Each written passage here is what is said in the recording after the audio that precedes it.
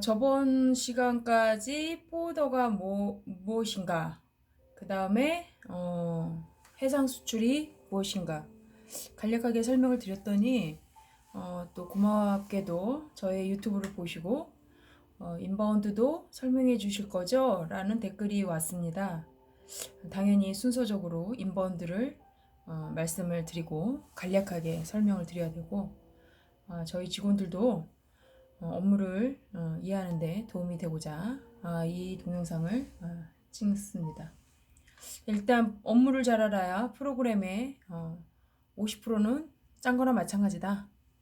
마찬가지로 기본적인 업무를 알아야 내가 이제 무슨 일을 하느냐, 그런 거죠.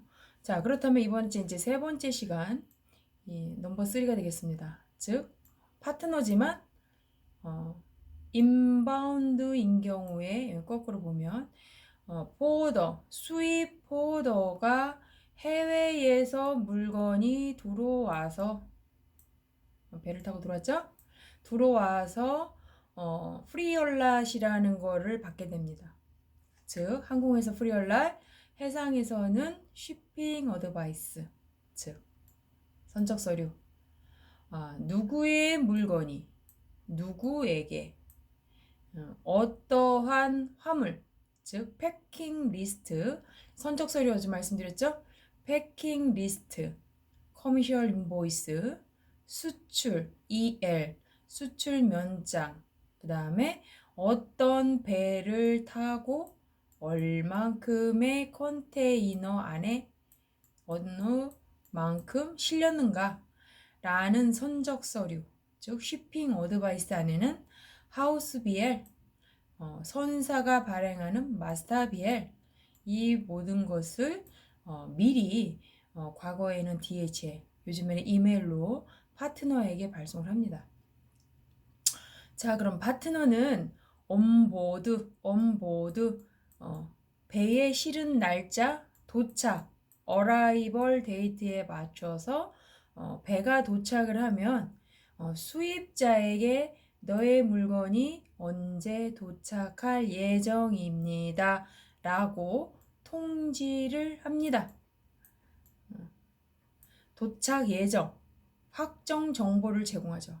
확정 정보는 선사가 배가 딱 우리나라에 외항으로 들어와서 어느 부두에, 어떤, 우리나라 이렇게 삼면이 바다죠? 어떤 부분에, 어떤 외항에서 어떤 내항으로 들어와서 어떤 터미널에 적재를 할 것이다 라고 하는 것이 선사가 적하 목록 신고를 함과 동시에, 매니페스트를 신고함과 동시에 할당을 받습니다. 어디로 들어와라? 자, 배가 들어옵니다. 외항에서 내항으로 들어와서 여러분들 배에 엄청난 많은 컨테이너가 실려 있어요. 이 컨테이너가, 요게 화주가 이 사람 거다, LA 삼성 반도체 거다, 그럼 파트너가 잽싸게 가서 통지를 해드리고, 통지하면 끝나는 게 아니에요.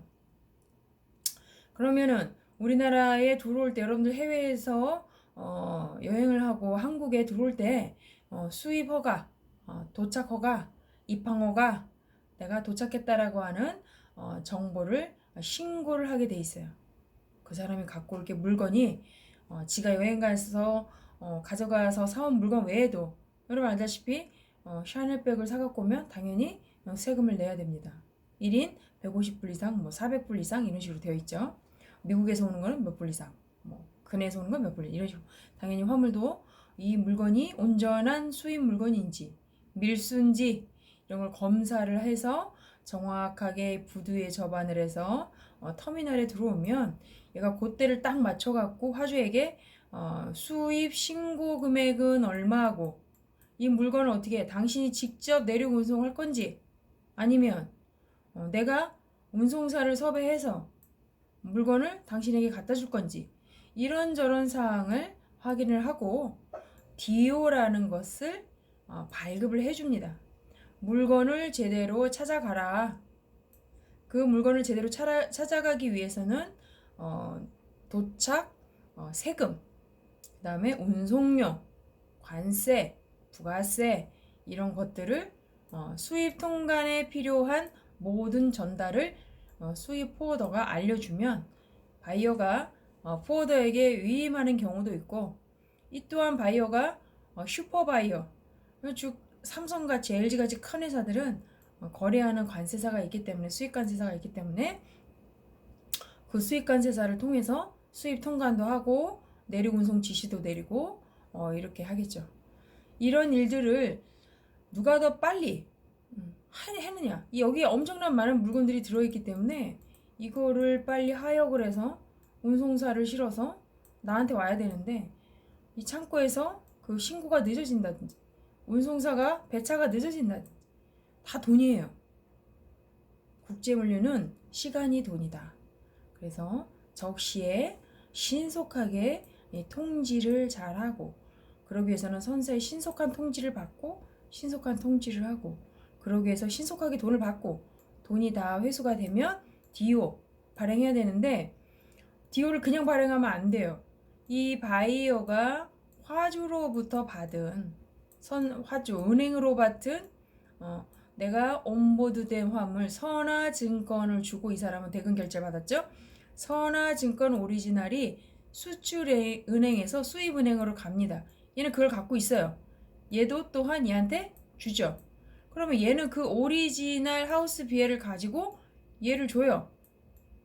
그럼 얘는 우리 거 맞네, 우리 파트너가 발행한 오리지널이 맞네 라고 하고 제반 수입 비용에 대한 돈을 결제를 하면 하우스 디오를 발행을 해줍니다. 돈을 결제를 하면, 그럼 이 사람은 하우스 디오를 가지고 가서 창고에 가서 내 물건 내놔, 맞네, 디오가 델리버리 오더 맞네, 그러면 화물 인도 지시서죠, 내륙 운송사한테 줘서 결과적으로 수입 바이어가 수하주 하우스 비엘상의 컨사이니가 그것을 물건을 갖게 되는 거죠.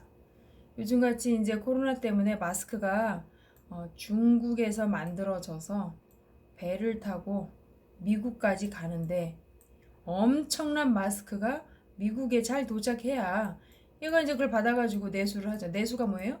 받아가지고 판매를 할 텐데, 이 바이어가 이 컨테이너에 실려 있는 마스크를 가지고 튀었어요. 이 사람은 돈을 도착 예정으로 하기로 했는데 이 사람도 튀었어요. 그럼 파트너 포워더는 이 운송료를 도착지 FOB, 어제 말씀드렸죠? FOB 포레이트 온보드 되면 운임을 받기로 했는데, 여기까지 간 운임을 도착지에서 받기로 했는데, 엑스업 조건이라고 해서 엑스업 조건, 도착지에서 모든 보험, 관세, 운임, 운송료 다 받기로 했는데, 물건이 도착하자마자 얘는 받고 날튀고 얘도 먹튀를 한 거예요. 자, 이게 배이면 뭐 100불, 1000만원만 뭐 배상만 날렸다 치는데, 이게 항공으로 갈 때는 엄청난 비용이 손실해서 20억을 날린 그런 포워더가 있었어요, 저희 고객 중에.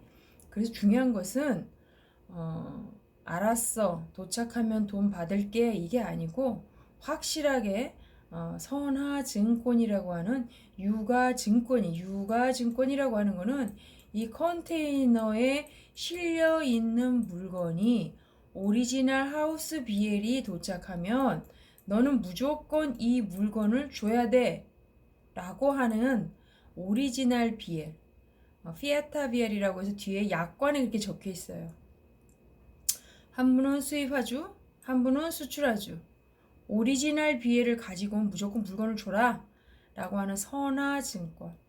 그래서 포워더가 단순히 국제물류 주선업만 하는 것이 아니라 이 물건에 대한 적하 책임, 그 보험료 다 내고 운송을 하기 때문에, 과거에는 보증금이 2억에 신고제였는데 요즘에는 5천만 원 자본금에 누구나 포워더를 할 수 있는 신고제가 됐어요.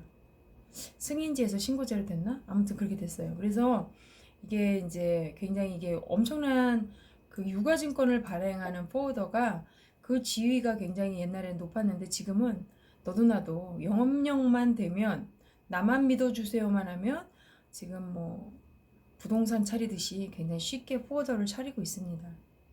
물론 그래서 저희같이 프로그램을 납품한 회사는 어찌 보면 굉장히 좋은 호재일 수도 있는데 우리가 이게 물건을 핸들링한다는 게 국가 간의 교역에서 이 화주와 이 바이어가 물건을 제대로 잘 받고 잘 내수를 할 수 있게끔 도와주는 모든 전반의 국제 물류 주선업을 하는 포워더들의 사명감은 단순한 돈으로 물건을 보는 것이 아니라 이런 어떤 국가적으로도 신용도, 그래서 LC 신용도도 굉장히 중요하다. 그래서 인바운드에서 물건이 언제 도착할 것이고 어떻게 델리버리를 할 것인가, 디오를 언제 받을 것인가, 돈을 받고 물건을 줘야 할 것인가, 오리지널 비엘이 잘 도착했는가, 창고에 원활하게 수배송을 하고 빈 컨테이너에 제대로 빈 컨테이너를 선사한테 반납을 하는 것까지, 그래야 데모레이지 디텐션이라고 하는 연체료를 내지 않고 완벽하게 POD 프로퍼 오브 델리버리를 했다라고 하는 정보를 출발지 포워더한테 통지하는 것까지가 수입 포워더가 할 일입니다. 전반적으로 수입 포워더가 하는 일에 대해서 설명을 드렸고, 나중에는 포워더의 꽃 LCL을 FCL로 콘솔하는 작업에 대해서 그래서 우리가 어떻게 수익을 남기는가에 대해서 한번 체크해보는 시간을 갖도록 하겠습니다. 이상 포워더 프로그램을 더 편하고 더 쉽게 만들어드리는 여성 CEO 김영숙 빅토리아였습니다. 감사합니다.